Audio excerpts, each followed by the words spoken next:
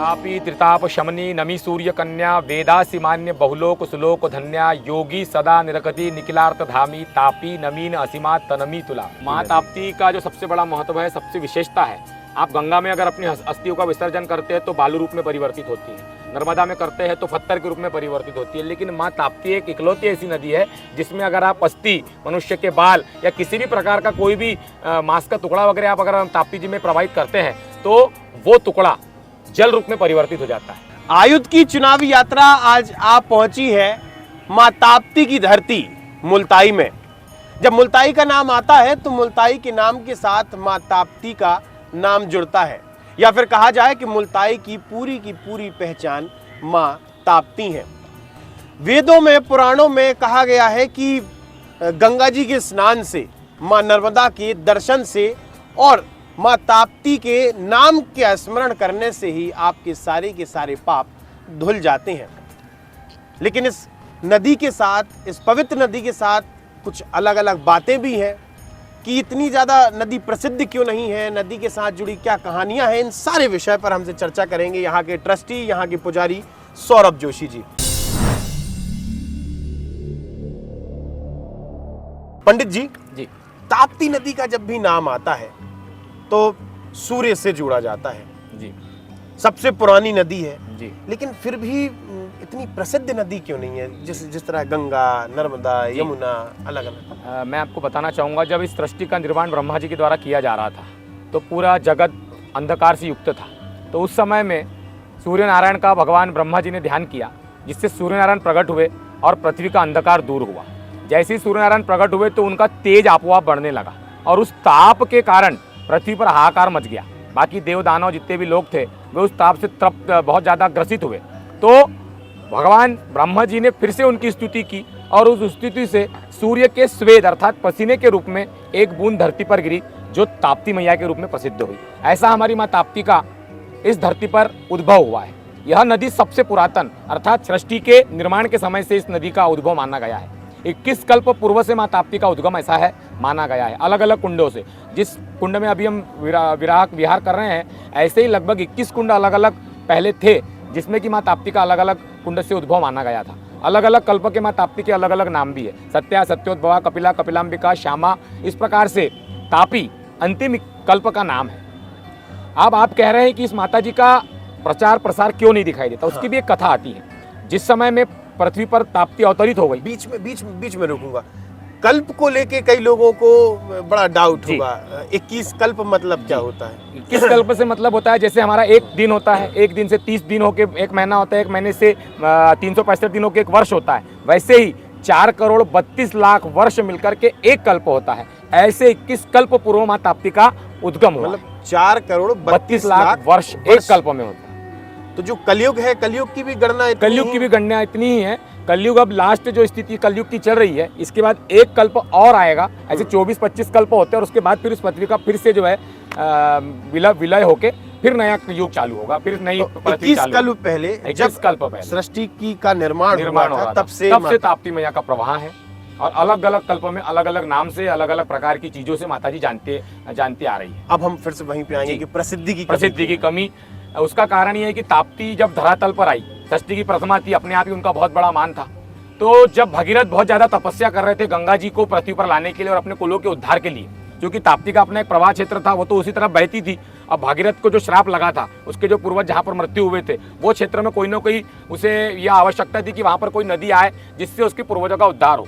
चौथी पीढ़ी के भागीरथ ने जब शिव जी की घोर तपस्या की तो शिव जी उसकी तपस्या से बहुत प्रभावित हुए और अंत में उन्होंने गंगा से निवेदन किया, तो स्वर्गलोक की नदी थी, कि आप जाओ और पृथ्वी पर जाकर भागीरथ के कुलों का उद्धार करो। लेकिन गंगा ने पृथ्वी पर आने से मना कर दिया। जब शिवजी ने सुना कि ये क्यों मना कर रही है, तब गंगा ने कहा कि महाराज, पृथ्वी पर मेरे से ज्यादा प्रतापवान और मेरे से ज्यादा गुणी महात्म्य को रखने वाली तापी नदी पहले से विद्यमान है, जिसके दर्शन मात्र से, स्मरण मात्र से मनुष्य की सर्व मनोकामनाएं पूर्ण होती है। तो मुझे पृथ्वी पर कौन पूछेगा। नहीं, मतलब जिस समय भागीरथ जी जो है तपस्या कर रहे थे कि गंगा नदी का अवतरण होना चाहिए, हाँ, धरती पर आ जाए, उस समय गंगा जी ने मना कर दिया। उस समय गंगा जी ने पृथ्वी पर आने से मना कर दिया था। वो इसलिए क्योंकि ताप्ती नदी पहले से विद्यमान थी और जिनका तेज प्रताप सर्वाधिक था, इसी कारण से तो फिर शंकर जी ने कहा कि ठीक है, मैं ताप्ती के महात्म्य को विलोप करने के लिए कुछ प्रयास करता हूँ। तब उन्होंने नारद जी को यहाँ पर भेजा था। तो यहाँ से 3 किलोमीटर नारद टेकड़ी करके एक जगह है, वहां पर नारद जी ने आकर तपस्या की और तपस्या करके छल पूर्वक माँ ताप्ती का महात्म्य का जो पुराण था वो माँ ताप्ती से नष्ट कर दिया, जिसके कारण माँ ताप्ती का प्रताप केवल जो उसके तट पर निवासी है, जो उसको जानते हैं, जिनको पुराणों का जानकारी है, वही लोग इसको जान पा रहे हैं। इसी कारण से माँ ताप्ती का लोगों तक के प्रभाव नहीं पहुंचता। लेकिन जैसा कि श्लोक में आपने पहले ही कहा कि गंगा से जो नहा के आवे, यमुना का जो पान करावे, दर्शन करने नर्मदा जावे, उतना पुण्य माँ ताप्ती के स्मरण में है। तो ये आज भी प्रैक्टिकल है। मुल्ताई से लगा के सूरत तक माँ ताप्ती का 740 किलोमीटर का प्रवाह है, जिसके दोनों तटों पर, क्योंकि नारद जी भगवान शिव की आज्ञा से यहाँ आए थे, तो शिव जी ने पश्चाताप के उद्देश्य से 108 जगह पर माँ ताप्ती के दिव्य तटों पर अपना प्रभाव दिया है। राम जी द्वारा स्थापित रामेश्वर है, एक प्रकाशा करके जगह माँ ताप्ती के तट पर पड़ती है, जो धुले जिले में आती है। वहां पर उसी नगर में 108 शिवलिंग है ताप्ती के तट पर, और वहां पर 3 दिन का कुंभ पर्वणी करके एक स्थल है जहाँ कुंभ भरता है। जब नासिक कुंभ होता है उसी समय ताप्ती के तट पर कुंभ होता है। जो रामेश्वर और रामेश्वरम, हाँ, ये अलग अलग है। अलग अलग रामेश्वरम है, तो अलग अलग है। रामेश्वरम तो साउथ में आता है। जब राम दंडकारण्य से वनवास के समय निकले थे तो ताप्ती के तट पर रुककर उन्होंने एक रामेश्वर शिवलिंग और एक लक्ष्मणेश्वर शिवलिंग की स्थापना की थी। और एक कथा आती है कि एक मुनि ने राम और लक्ष्मण और सीता के हाथ से मिलकर के पिंडदान ताप्ती के तट पर कराया था, तर्पण कराया था, और माँ ताप्ती के तट से उनको जल दिया था, जिससे उनमें अलौकिक शक्तियों का उद्भव हुआ था। कुल मिलाकर बात यह है कि भगवान शिव ने माँ गंगा के प्रभाव को बढ़ाने के लिए नारद जी को यहाँ भेजा था। उसके बाद उन्होंने पश्चाताप भी किया, और जो उनकी जहाँ जहाँ पर भी वो प्रवाहित हुई है, जो भी उनका रास्ता है, वहाँ पर दोनों तरफ 108 स्थानों पर शिवलिंग। यहाँ पर पांडवों ने बहुत समय तक के मुल्तापी ताप्ती तट पे वास किया है। पांडवों के द्वारा स्थापित भी बहुत सारे शिवलिंग यहाँ पर ताप्ती तट पर मिलते हैं। देव, गंधर्व, किन्नरों और साधु संतों के द्वारा अलग अलग स्थान पर अलग अलग शिवलिंग है, जिसकी कथा माँ ताप्ती महात्म्य में आती है। देखिए, चारों तरफ बड़ी शांति है जी, चारों तरफ मंदिर है, शहर बसा हुआ है, स्वच्छ साफ जल है जी। तो एक पॉइंट होता है, एक स्थान होता है जहाँ से नदी का उद्गम स्थल है, वो कहीं नजर नहीं आ रहा है। नहीं, देखिए, उसका कारण मैंने आपको पहले ही बताया, 21 कल्प पूर्व का यह विषय है। ये जो आप कुंड देख रहे हैं, यहाँ पर पहले भोसले राजा हुआ करते थे। उन्होंने निस्तार के कारण यहाँ इसको निर्मित किया था। पहले माँ ताप्ती का प्रवाह यहाँ से सूरत तक पूर्ण प्रवाहित थी। यहाँ से जब आप 2-3 किलोमीटर बाहर निकलते हैं तो फिर से माँ ताप्ती का प्रवाह आपको दिखाई देता है। चूँकि ये एक बस्ती वाला विषय है, इसलिए यहाँ पर एक घाट बना हुआ दिखता है, तो इसलिए हमें उद्गम स्थल का एक क्षेत्र नहीं दिखाई देता। परंतु ऐसा कहा जाता है कि यहाँ से 3 किलोमीटर दूर नारद टेकड़ी है, वहाँ पर एक छोटा सा कुंड और बना हुआ है, उससे उद्गम इसका माना जाता है। तो यहाँ पर जो जैसे भैंसदेही के पास जाएंगे हम, तो वहाँ से, हाँ, तो वहाँ से नदी का पूर्णा नदी निकलती है। पूर्णा भी ताप्ती में मिलती है। ताप्ती मिलती है। ताप्ती नदी यहाँ से 3 किलोमीटर दूर जाएंगे तो बड़ा स्वरूप ताप्ती नदी का है। लेकिन ये ताप्ती नदी जो जिस कुंड में हम अभी विहार कर रहे हैं, घूम रहे हैं, नौका विहार कर रहे हैं, तो ताप्ती नदी का फ्लो कहाँ से है, कहाँ तरफ जाता है? यहाँ से जो आप मंदिर दिखाई दे रहा है आपको, यहाँ से नीचे से, यहाँ पर एक नीचे आपको गौमुख दिखेगा, उस गौमुख से यहाँ का प्रवाह सीधे निकलते हुए सांडिया चंदोरा होते हुए यहाँ से 9 किलोमीटर दूर चंदोरा बहुत बड़ा डैम बना हुआ है, और उस डैम से भी आपको माँ ताप्ती का विशाल प्रवाह दिखाई देता है। अभी भी ऐसी मान्यता है कि आप ताप्ती के किनारे जितने भी घर हैं, आप वहाँ जाकर के अगर अपना कान लगा करके उनकी दीवारों में या उनके फ्लोर के ऊपर आप अगर सुनते हैं तो आपको जमीन में अंदर ही अंदर पानी का प्रवाह होते हुए सुनाई देता है। मतलब 1-2 किलोमीटर तक अदृश्य रूप से माता का प्रवाह घरों के नीचे से निकल के आ रही है। तो कई महत्व भी बताए जाते हैं माँ ताप्ती का। जो सबसे बड़ा महत्व है, सबसे विशेषता है, आप गंगा में अगर अपनी अस्थियों का विसर्जन करते हैं तो बालू रूप में परिवर्तित होती है, नर्मदा में करते हैं तो पत्थर के रूप में परिवर्तित होती है। लेकिन माँ ताप्ती एक इकलौती ऐसी नदी है जिसमें अगर आप अस्थि, मनुष्य के बाल या किसी भी प्रकार का कोई भी मांस का टुकड़ा वगैरह आप अगर ताप्ती जी में प्रवाहित करते हैं तो वो टुकड़ा जल रूप में परिवर्तित हो जाता है। और ये बात पुराणों में तो है ही है, साथ में साइंटिफिकली भी प्रूव हो चुकी है। कई सारे बड़े बड़े शोधार्थियों ने आकर के यहाँ शोध किया है, बड़े बड़े प्रोफेसर्स आए हैं, उन्होंने यहाँ पर 72 घंटे के लिए अस्थियों को टंगा के रखा है और वे अस्थियाँ जल रूप में विलीन हो गई है।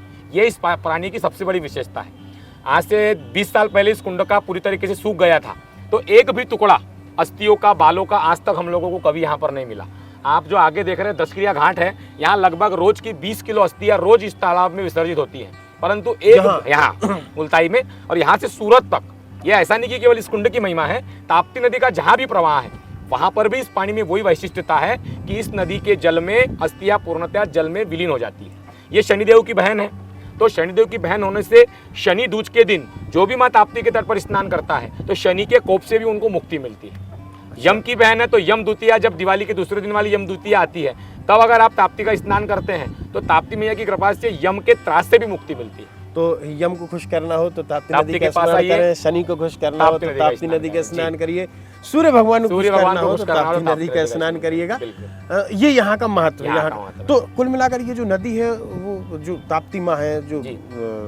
प्रसिद्ध नदी है, जो सिद्ध नदी है, जो पवित्र नदी है ताप्ती, जी। उनके अंदर गंदगी भी नहीं होती। जब हड्डी घुल जाती होगी, नहीं। जब अस्थियां घुल जाती होंगी, गंदगी अस्थियां और हड्डियां जो विषय है, ऐसी बहुत सारी कथाएं भी आती हैं कि ताप्ती मैया के जल से, जैसा आपका कपड़ा अगर गीला हो गया और कपड़ा गीला करके आप बाहर उसको निचोड़ने लगे तो भी माता के उस जल से, जल को निचोड़ने मात्र से ही आपके पूर्वजों को मुक्ति मिलती है। इतना बड़ा इस ताप्ती मैया का महत्व है। तो यहाँ का पिंडदान, यहाँ का किया गया तर्पण, यहाँ पर किया गया अस्थि विसर्जन, ये ताप्ती मैया के जल का प्रभाव है, जिससे कि कोई गंदगी, किसी प्रकार की कोई गलत चीजें यहाँ नहीं होती। आखिर में आप हमें बताएंगे किस श्लोक में कहाँ पे ये कहा गया है कि स्नान से, दर्शन से और उसके बाद? जी, तापी त्रिताप शमनी नमी सूर्य कन्या वेदासी मान्य बहुलोक सुलोक धन्या योगी सदा निरकति निखिलार्थ धामी तापी नमीन असीमा तनमी तुलामी। मतलब ये है कि जब ताप्ती मैया के अगर हम वैशिष्ट्य की बात करें, क्योंकि आदि गंगा इनका एक नाम भी है, आदि गंगा इनका एक नाम आदि गंगा भी है, तो इस कारण से आदि गंगा इन्हें कहा जाता है कि जैसे मैंने आपको कथा बताई कि गंगा का अवतरण ही ताप्ती के महात्म के लोप होने के बाद हुआ। और एक और वैशिष्ट्य की बात मैं आपको बता दूं, ताप्ती मैया के विवाह हुआ है, संवरण नाम के एक राजा के द्वारा मां ताप्ती का विवाह हुआ, उनसे कुरु नामक पुत्र का जन्म हुआ। और जो कुरुक्षेत्र आप देखते हैं, जो महाभारत की जहाँ पर पूरी कालगणना हुई है, तो वो कुरु भी मां ताप्ती के वंश में पैदा हुए और कुरु से कुरुक्षेत्र का निर्माण हुआ और फिर पूरी महाभारत आपको पता ही है किस प्रकार से हुई। बिल्कुल। उसी कुल में जो शांतनु हुए, शांतनु से गंगा मैया का विवाह हुआ और उनसे भीम उत्पन्न हुए। तो एक तरह से मां ताप्ती की पुत्रवधू भी है गंगा। अच्छा, ये भी एक कॉन्सेप्ट है ऐसा जी। मतलब कई सारी किंवदंतियां हैं। हाँ, पुराणों के अनुसार ये सप्तऋषि का टापू है। यहाँ पर ऐसा कहा जाता है कि रात में 2 बजे के आसपास सप्तऋषि आकर के यहाँ लगातार हवन इत्यादि करते हैं और रात में कभी कभी किन्हीं को दिव्य दर्शन भी यहाँ से हो जाते हैं। सप्तऋषि हो गए ये स्टाफ यहाँ पर। तो रात को यहाँ आना प्रतिबंधित तो नहीं है। अब तो आप समय के हिसाब से चीजें बदल गई है, लेकिन हमारे पूर्वज लोग बताते थे कि पहले स्वाहाकार की आवाज उनको उनके घरों में भी सुनाई देती थी। तो ये यहाँ अभी ये जो कुंड है वो सूखा कभी नहीं है? ये सूखता नहीं है। मां ताप्ती का जल कभी भी अविरल आपको मिलता है, बहता रहता है। समय के हिसाब से कभी कभार अगर सूखा उका अकाल वगैरह की स्थिति आए, पर ऐसा कभी हुआ नहीं है कि कभी सूखा हो। क्योंकि जो मंदिर आप देख रहे हैं इसके पीछे में लगभग एक छोटा सा कुंड है, उस कुंड की गहराई आज तक कोई नहीं नाप पाया। यहाँ राग कुंड भी है, यहाँ नागाओं का स्थल भी है, बहुत सारी विशेष प्रसिद्धियाँ इस क्षेत्र में है, लेकिन अब शाप के चक्कर में शाप के कारण लोगों तक जानकारियों का अभाव है। चलिए, कुल मिलाकर ये हम यहाँ पर नौका विहार कर रहे हैं। बहुत शांत माहौल है, अच्छा नज़ारा है, चारों तरफ शहर है, मंदिर है, घाट है। खास बात इस पवित्र नदी की ये है कि यहाँ पर इसका जल जो है हमेशा स्वच्छ रहता है। साथ ही इसमें जो अस्थियां हैं, बाल हैं, वो पूरी तरह से घुल जाते हैं, जो कि गंगा जी और नर्मदा नदी में भी ऐसा संभव नहीं होता। चूँकि स्पष्ट तौर पर बताया गया है कि एक शाप के चलते यहाँ की जो सारी की सारी इस पवित्र नदी की जो महत्व है, जो विशेषताएं हैं, वो कहीं ना कहीं दब जाती हैं। विशेषताएं बहुत हैं। आप जब भी बैतूल जिले में आइएगा तो मुल्ताई आइएगा और मुल्ताई में आकर यहाँ पर धर्म लाभ जरूर उठाइएगा। आप हमारे साथ जुड़े रहिए, देखते रहिए आयुध। आप हमारे चैनल को सब्सक्राइब कर सकते हैं। हम फेसबुक, इंस्टा, यूट्यूब, ट्विटर हर जगह मौजूद हैं। और हमारी जो चुनावी यात्रा है उस दौरान हम आपको यहाँ उस स्थान की सांस्कृतिक, पुरातात्विक, ऐतिहासिक अलग अलग स्थानों के दर्शन कराते रहेंगे। आपका बहुत बहुत धन्यवाद।